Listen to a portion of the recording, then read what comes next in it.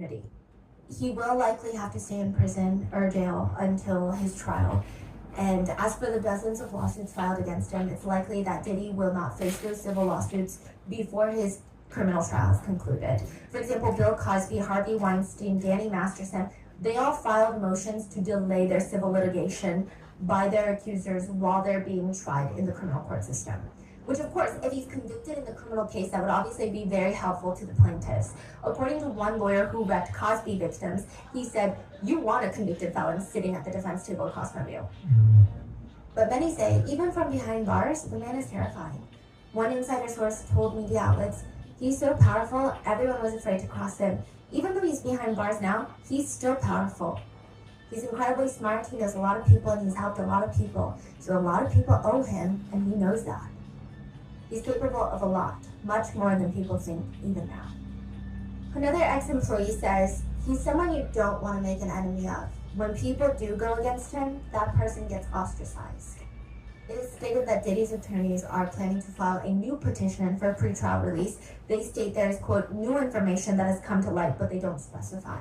One of the attorneys representing a victim said, "They're not going to get scared because, quote, courage is contagious."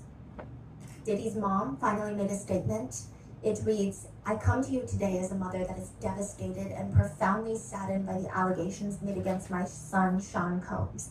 It's heartbreaking to see my son judged not for truth, but for a narrative created out of lies, to bear witness what seems to be like a public lynching of my son before he has had the opportunity to prove his innocence is a pain too unbearable to put into words. Like every human being, my son deserves to have his day in court, to finally share his side and to prove his innocence."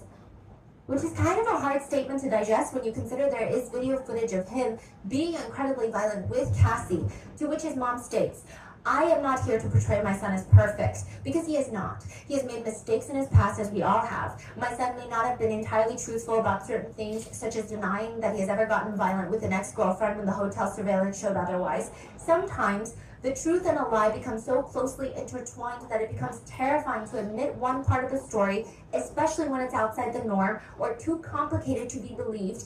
This is why I believe my son's civil legal team opted to settle the ex-girlfriend's lawsuit instead of contesting it until the end, resulting in a ricochet effect as the federal government used this decision against my son, interpreting it as an admission of guilt. It is important to recognize that none of us, regardless of our status, are immune to fear or mistakes. Not being entirely straightforward about one issue does not mean my son is guilty of the repulsive allegations and the grave charges against him. These lies thrown at him are motivated by those seeking a financial gain